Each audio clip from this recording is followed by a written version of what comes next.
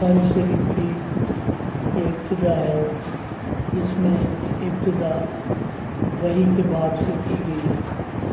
محدثین جو سیاق کے ہیں اور سنن کے ہیں، انہوں نے اپنی اپنی کتاب کی ابتدا اپنی اپنی ترتیب کے مطابق کی۔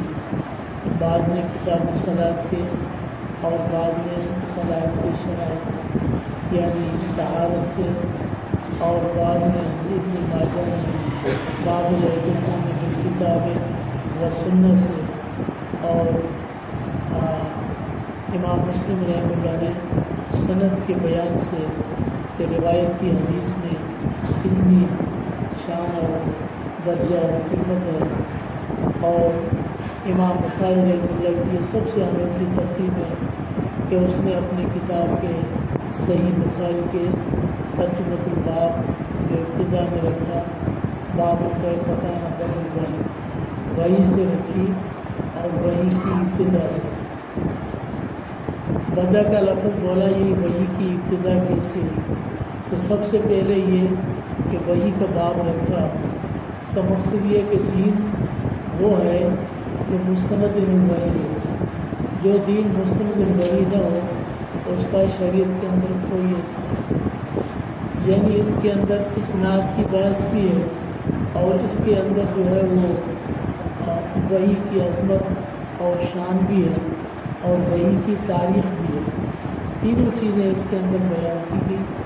وحی کب سے شروع ہوئی، وحی حدیث بیان کی تو وحی کی ابتدا وہ غار حرا سے ہوئی، اور اگر وحی کے مبادی کو دیکھا جائے تو ان اول ما بدأ بالوحی الرؤیا من الرؤیا الصالحہ، وحی کی ابتدا رؤیا صالحہ سے ہوئی کہ 6 مہینے آپ صلی اللہ علیہ وسلم کو رؤیا صالحہ اور رؤیا صادقہ سچے خواب آپ صلی اللہ علیہ وسلم کو آتے رہے۔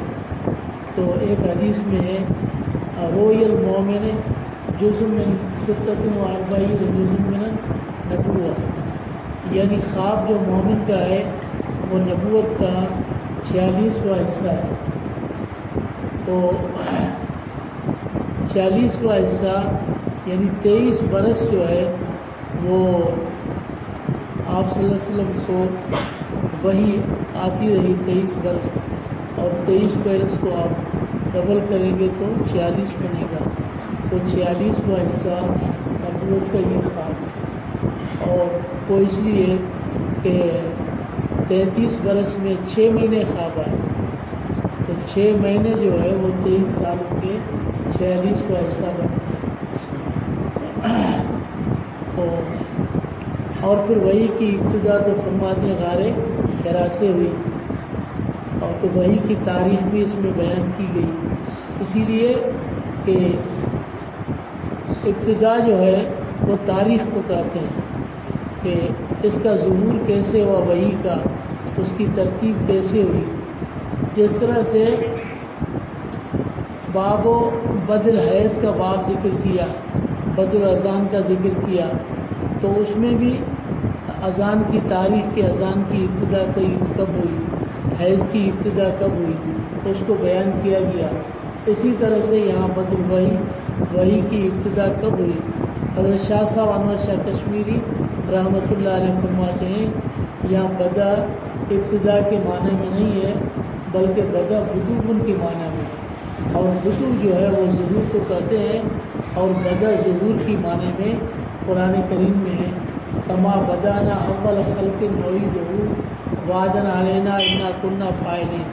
وہاں بدا ابتدا کی معنی میں نہیں، وہاں بدا ظہور کی معنی میں۔ اور حضرت شیخ الہند رحمۃ اللہ علیہ وہ فرماتے ہیں یہ وحی کے مبادی جو ہیں ان کا ذکر ہے کہ وحی کے مبادی، تو آپ صلی اللہ علیہ وسلم کی اوصاف حمیدہ یہ وحی کے مبادی ہیں، اخلاق وحی کے مبادی ہیں، حضور کی خلوت یہ وحی کے مبادی ہیں، اور نیت خالصہ یہ وحی کی مبدا ہے۔ تو پھر یہ تمام احادیث جو ہے اس کی باب سے مناسبت ہو جائے گی، ورنہ بعض محدثین وہ فرماتے ہیں بخاری کے شارحین کہ انما الاعمال بالنیات ایسی حدیث ہے جس کو اگر ترجمۃ الباب سے پہلے لایا جائے تو بھی کوئی مسئلہ نہیں، اور اگر ترجمۃ الباب کے بعد لایا جائے تو بھی کوئی حرج نہیں۔ اس حدیث کا مناسبت ترجمۃ الباب سے رکھنا یہ کوئی ضروری نہیں ہے۔ اس حدیث کا تعلق ہر حدیث سے ہو سکتا ہے، اس لیے کہ تمام علوم کے پڑھنے سے پہلے اخلاص نیت ضروری ہے۔ وما امروا الا لیعبدوا اللہ مخلصین لہ الدین، یہ یعنی نیتوں کو خالص کرنا یہ نہایت ضروری ہے۔ جب تک نیت کا قبلہ درست نہ ہو اور عقائد صحیح نہ ہو یا قلب کی اصلاح نہ ہو تو اس وقت جو ہے وہ جو بھی عمل کریں، چاہے نماز پڑھیں، عبادتیں کریں، اس میں ریا بھی آ سکتی ہے، اس میں غیر اللہ کی آمیزش ہو سکتی ہے۔ جب نیت خالص ہو جائے، نیت کی وہ وحی تھی اور نیت کا وہ حکم تھا اخلاص کا جو تمام انبیاء کرام علیہ الصلاۃ والسلام کی طرف تھا۔ لیکن ایک ہوتا ہے کہ ہم اپنی کوشش سے اخلاص کی کوشش کریں، اور ایک یہ ہے کہ اللہ تعالیٰ جو ہے وہ ہماری نیتوں کو خالص بنائے۔ تھوڑی سی کوشش کریں اور زیادہ اللہ تعالیٰ کی ذات کی طرف نسبت کریں۔ جو ہم کوشش کریں گے تو ہمیں مخلص کہا جائے گا، مخلص کہا جائے گا، اور یہ مخلص جو ہے اس کو شیطان کسی وقت بھی پکڑ سکتا ہے، اور شیطان کا حملہ اس کی نیت پر ہو سکتا ہے، دل پر، اور اس کی نیت کو خراب کر سکتا ہے۔ لیکن اگر اللہ تعالیٰ سے مانگیں، تھوڑی محنت کریں اور زیادہ اللہ تعالیٰ سے مانگیں، اور اللہ تعالیٰ ہماری نیتوں کو خالص بنائے، پھر وہ شیطان کے حملوں سے وہ قلب محفوظ ہو جاتا ہے۔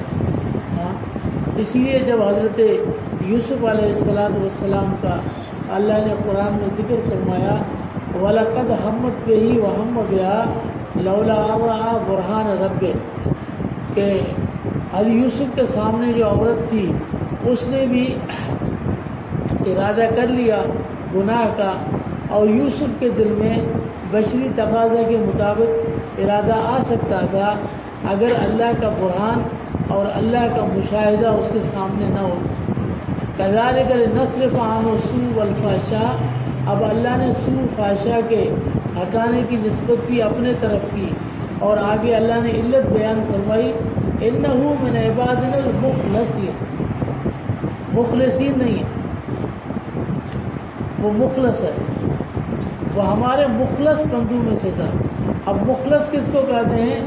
والمخلص من اخلص اللہ تعالی، جس کو اللہ تعالی خالص بنائے، جس کے قلب کو خالص بنانا اس کی نسبت اللہ کی طرف ہو۔ اب جو اللہ کی طرف ہو تو شیطان اس کو گمراہ نہیں کر سکتا۔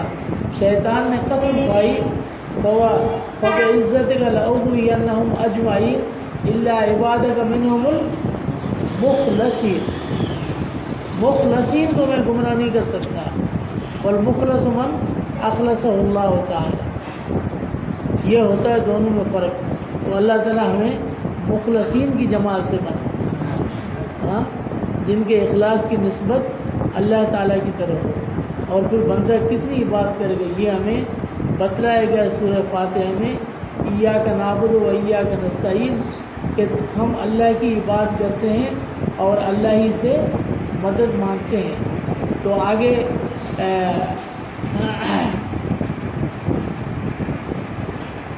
قاضی بیضاوی رحمہ اللہ فرماتے ہیں جب ہم نے کہا ایاک نعبد، ایاک نعبد کہا او ہم ذالک توجہا واستبدادا بما یستر عنہ،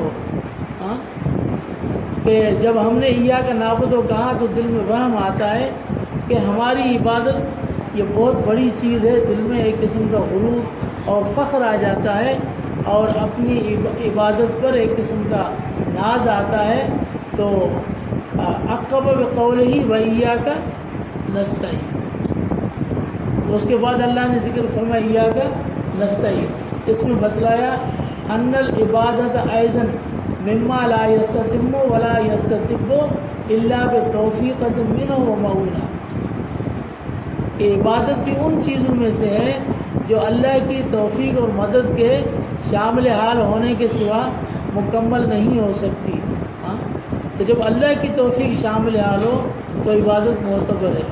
نیت کا خلوص بھی ایسے ہے، جب اللہ تعالیٰ کی توفیق شامل حال ہو، جب اللہ تعالیٰ کی توفیق شامل حال ہوگی، اللہ کی طرف نسبت ہوگی، تو وہ مخلصین میں سے ہوگا، پھر اس کو شیطان گمراہ نہیں کر سکتا۔ ایسے انبیاء کے قلوب ہوتے ہیں، ایسے صحابہ کے قلوب تھے۔ اسی لیے ہم کہتے ہیں جب اللہ کی طرف نسبت ہو تو انبیاء کی عصمت تو اللہ تعالیٰ کی طرف سے ہے، لیکن مخلص ہونے کے ناطے سے جب اللہ نے اپنی طرف نسبت کی تو صحابہ کرام محفوظ ہیں۔ اولیاء کرام بغیر تصریح کے محفوظ ہو سکتے ہیں، تصریح نہیں ہے لیکن ہو سکتے ہیں۔ بعض کے بارے میں کہ ایسے ایسے لوگ گزرے جن کی زندگی میں گناہ کا تصور بھی ان کے ذہن تک نہیں آیا، ایسے ایسے لوگ گزرے ہیں۔ تو یہ اللہ تعالیٰ کی طرف جو ہے وہ نسبت مخلصین ہے۔ بعض چیزیں ایسی ہوتی ہیں جو تصریح نہیں ہوتی لیکن ہوتی ہیں، جس طرح سے علامہ قرطبی رحمہ اللہ نے لکھا ہے کہ انبیاء کے بارے میں تو تصریح ہے کہ ان اللہ حرم علی ان تاکل اجساد الانبیاء، اللہ نے زمین پر حرام کیا کہ نبی کے جسم کو کھائے۔ یہ تو یعنی ان کے جسم تو محفوظ ہے قبروں کے اندر بھی، لیکن فرماتے ہیں کہ انبیاء کے علاوہ اولیاء صلحاء جو مشاہدے میں بات آئی ہے کہ کئی دفعہ کئی بھی قبروں کو کھودا گیا، ان کے جسم محفوظ ہیں، سلامت ہیں۔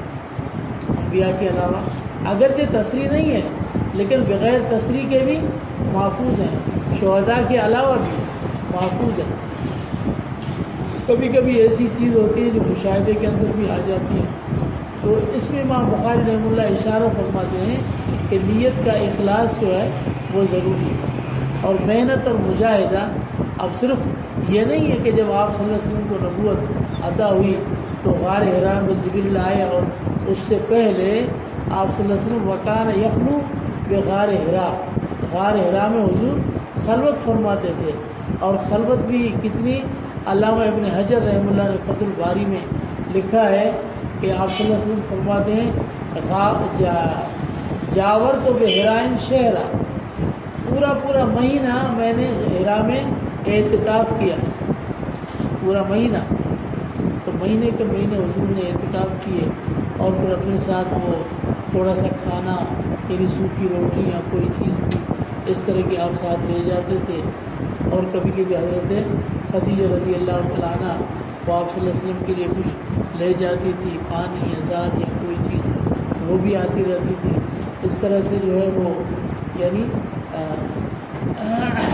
لیکن موجودہ دور کے جو متوکلین ہیں ان کی طرح نہیں ہے کہ وہ نکلتے ہیں اور اپنے ساتھ ذات رائے نہیں لیتے اور اپنے آپ کو متوکلین کہتے ہیں۔ یہ متوکلین نہیں ہے، یہ معطلین ہے۔ اللہ تعالیٰ کی یعنی اسباب کو ختم کر کے یہ تعطیل ہے، توکل نہیں ہے، تعطل ہے، اور یہ صحیح نہیں ہے۔ ایک شخص نے عرض کی یا رسول اللہ میں اپنی اونٹنی کو چھوڑ دوں، حضور سے ملنے کے لیے آئے تھے، اور اللہ پہ توکل کروں کہ اللہ اس کو سنبھال لے گا، تو آپ صلی اللہ علیہ وسلم نے فرمایا اعقلھا وتوکل علی اللہ، پہلے اس کو باندھو پھر اللہ پہ توکل کرو۔ باندھنے کے بعد یعنی اسباب اختیار کرنے کے بعد بھی تم یہ یقین کرو کہ اب اس کو سنبھالنے والا کون ہے؟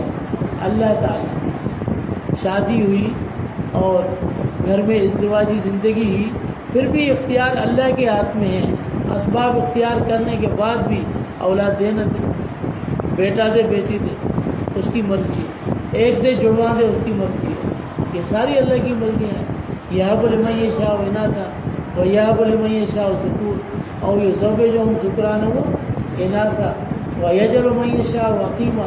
یہ اللہ کی قدرت ہے۔ تو اسباب اختیار کرنے کے بعد معاملہ اللہ تعالیٰ کے اختیار میں دینا، اس کو توکل کہتے ہیں۔ تو آپ صلی اللہ علیہ وسلم نے زندگی بھر کوئی بھی ایسا عمل نہیں کیا جو توکل کے منافی ہو۔ تو متوکلین جو ہے ان کی شان کوئی امام الانبیاء سے اوپر نہیں ہے۔ تو جتنے بھی طالبات ہیں اور طلباء ہیں، متعلمین ہیں، معلمین ہیں، سب کو یہ بتلا رہے ہیں کہ نیت ان کو خالص کرنا چاہیے۔ اور پھر یہ اپنے آپ کو انکسار اور تواضع میں رکھنا چاہیے۔ امام بخاری رحمہ اللہ کی تواضع کی دلیل یہ ہے کہ ابتدا میں پہلی حدیث ذکر فرمائی اور ابتدا میں پہلی حدیث میں ہی خرم کر دیا، پوری حدیث ذکر نہیں کی۔ خرم کرتے ہیں کہ حدیث کا ایک جز جو ہے اس کو بیان نہ کرنا، اس کو چھوڑ دینا، اختصار کرنا، مختصر کرنا، اس کو خرم کہتے ہیں۔ اس پہلی حدیث میں امام بخاری نے خرم کر دیا۔ اسی حدیث کو بخاری میں کئی جگہ امام بخاری نے ذکر فرمایا اور اس کو پورا ذکر کیا۔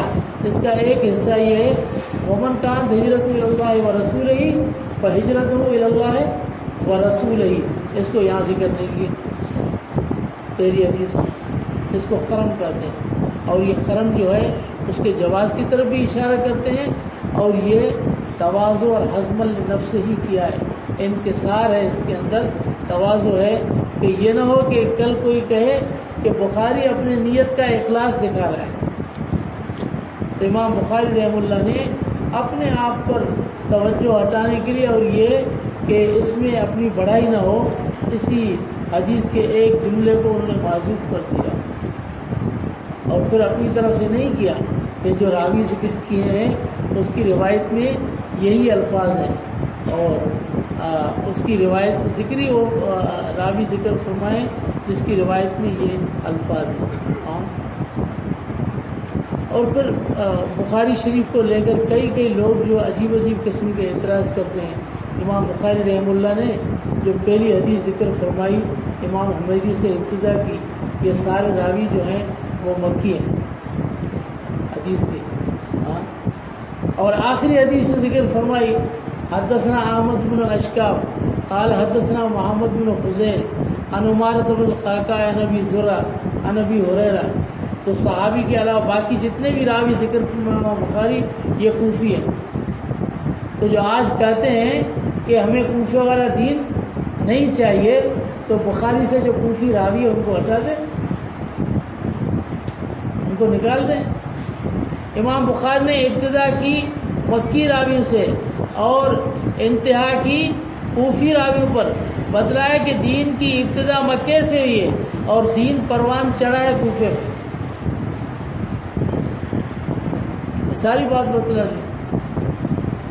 اور یہ بتلایا کہ یہ دین جو ہے کہ اللہ تعالیٰ کی طرف سے، وحی کی طرف سے آیا ہے، یہ دین کوئی عقلی چیز نہیں ہے۔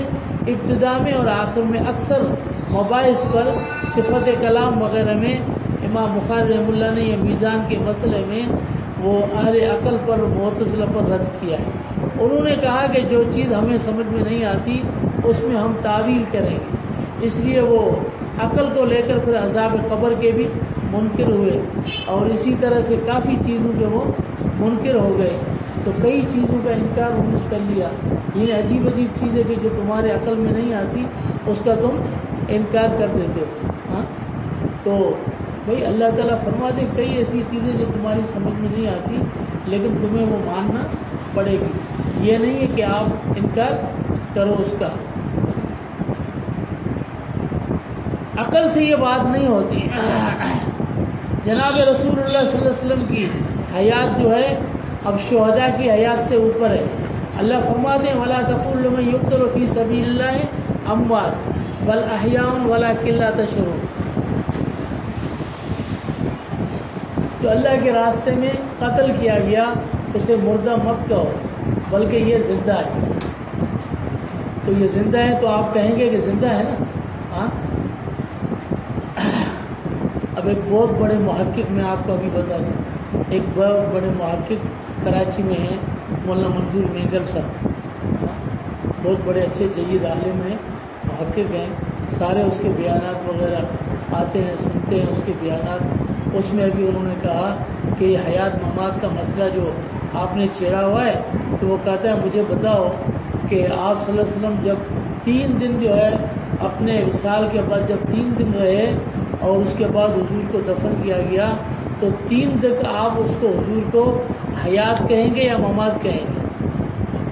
ہاں، میں یہی سوال آپ کو بتاتا ہوں کہ مولوی صاحب کو بھیجو، بولو میں آپ کو نبیوں کی بات چھوڑو، ایک شہید ہوا، وہ 13-14 سال کے بعد 13-14 دن کے بعد دفن ہوا ہے، یہاں افغانستان میں ہوا ہے، یہاں پر ہوا ہے، 13-14 دن کے بعد آ کے یہاں دفن کیا ہے۔ ہاں، ہم نے اپنے آنکھوں سے ان کو ہنستے ہوئے دیکھا ہے میں نے۔ سبحان اللہ۔ صرف یہ نہیں کہ منہ کھلا ہوا ہے جیسے ہنس رہا ہے، ایسے نہیں، منہ کھول کے ہنس کے پھر بند کرتا ہے، پھر کھول کے پھر بند کرتا ہے، یہ میں نے دیکھا اپنے آنکھوں سے۔ اب میں مولوی منظور مینگل سے میں خود پوچھتا ہوں کہ نبیوں کو چھوڑو، ایک شہید ہے، وہ 14 دن تک دفن نہیں ہوا اور 14 دن تک پڑا ہوا ہے اپنے گھر میں، اب آپ اس کو مردہ کہو گے زندہ کہو گے؟ بتاؤ کیا کہو گے؟ میں آپ سے پوچھتا ہوں، بتاؤ تم اس کو کیا کہو گے؟ اگر مردہ کہتے ہو تو اللہ کہتا ہے کہ مردہ مت کہو، اور اگر زندہ کہتے ہو تو اس کو زندہ کہتے ہو تو یہ جس کی تعلیم مان کر یہ شہید ہوا ہے اس کو بھی زندہ ماننا پڑے گا۔ سبحان اللہ۔ بھائی شہید کس کے پیچھے چل کر شہید ہوا ہے؟ حضور پہ ایمان لانے کے بعد۔ ہاں، تو دلالت النص سے اگر آپ اس کو زندہ کہو گے تو صدیقین بھی زندہ ہے، انبیاء بھی زندہ ہے، اوپر جتنے بھی مرتبے ہیں آپ کو ماننا پڑے گا۔ کیا باتیں کرتے ہیں لوگوں کو گمراہ کرنے کے لیے، الٹی سیدھی باتیں۔ اللہ نے علم اس لیے دیا ہے کہ علم کو صحیح استعمال کرو، علم اس لیے نہیں دیا کہ لوگوں کو گمراہ کرو۔ اور اگر تم کہتے ہو کہ نبی 3 دن پڑا، اس کو آپ کو مردہ معاذ اللہ کہنا پڑے گا، انک میت و انہم میتون، مردہ کہنا پڑے گا، تو چلو وہ 3 دن تو آپ کہو گے کہ حضور نعوذ باللہ اس کو آپ کہو گے میت ہے، اس کے بعد اب جب قبر میں اب زندہ ہے نا۔ اب میں آپ سے پوچھتا ہوں، اب کوئی مجبوری آ گئی، کسی نبی کو قبر سے نکال کر باہر رکھا گیا، پھر اس کو دفن کیا جاتا ہے، اب جب باہر رکھا گیا اب اس کو مول صاحب کو پوچھو اس کو میت کہو گے زندہ کہو گے؟ بولو بتاؤ، کیا عقل تمہاری رہ گئی ہے؟ دماغ خراب ہو گیا ہے تمہارا؟ ابھی اس کو میت کہو گے یا زندہ کہو گے؟ تم نے ایک چیز سمجھی ہے، جب اس سے پوچھو کہ انبیاء زندہ، تو کہتے ہیں کہ عالم برزخ میں زندگی، عالم برزخ شہید زندہ ہے، ہاں برزخی زندگی ہے، انبیاء زندہ ہیں، برزخی زندگی ہے۔ ہاں، میں تم سے پوچھتا ہوں تم کون ہو، تو تم اپنا تعارف مجھے بتاؤ گے کہ میں انسان ہوں؟ ہاں، اپنا تعارف، خاص تعارف بتاؤ گے، عام تعارف نہیں بتاؤ گے۔ اب میں آپ سے پوچھوں تم کون ہو، تم کہو گے میں حیوان ہوں۔ خاص تعارف بتایا جاتا ہے مولوی صاحب، عام تعارف نہیں بتایا جاتا۔ برزخ عام ہے، قبر سے لے کر آخر تک اس کو برزخ کہا جاتا ہے، برزخ عام ہے۔ جب پوچھتے ہیں ہم کہ نبی قبر میں زندہ ہے یا نہیں ہے، تو تمہیں خاص جواب دینا چاہیے۔ عام جواب وہ دیتا ہے جو تکیہ کر کے اپنے آپ کو چھپاتا ہے، جو کہتا ہے کہ میں پوچھتا ہوں مولوی صاحب تم کون ہو، کہتا ہے میں انسان ہوں، اس کا مقصد تم اپنے تعارف کو چھپانا چاہتے ہو، تو یہ بھی تکیہ باز ہے، تکیہ کرنا چاہتے ہیں۔ ایسے سوالات بھیجو کہ مولوی صاحب کو بات کرنے کا موقع ہی نہ ملے۔ میں تو چونکہ نہیں ہوتا اس پہ نیٹ پہ، اور اس پہ جو ساتھی ہوتے ہیں ان کو کرنا چاہیے، ان کا تعاقب کرنا چاہیے، چھوڑنا نہیں چاہیے۔ اور مسئلہ سمجھ میں نہ آئے تو کسی سے پوچھ لو، کھینچو ان کو، یہ سیدھے ہو جائیں گے، کبھی بھی ایسی بات نہیں کریں گے۔ یہ اتنے بڑے آگے سب کے سامنے لوگوں کو گمراہ کرتے ہیں یار، اللہ سمجھ۔ تو یہ اللہ تعالیٰ سے دعا ہے کہ اللہ تعالیٰ اس مدرسے کو ہمیشہ کامیاب، آداب و شاداب رکھے، اور اس کے جتنے بھی معلمین متعلمین طالبات ہیں اللہ ان کو اخلاص نصیب فرمائے، اپنی رضا کے لیے ہم سب کو عمل کرنے کی توفیق عطا فرمائے۔ اللہ سمجھنے آمین۔ آخر دعوانا اللہم صلی اللہ علیہ وسلم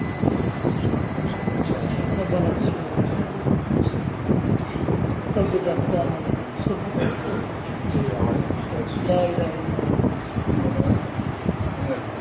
بجاہ النبی صلی اللہ علیہ وسلم۔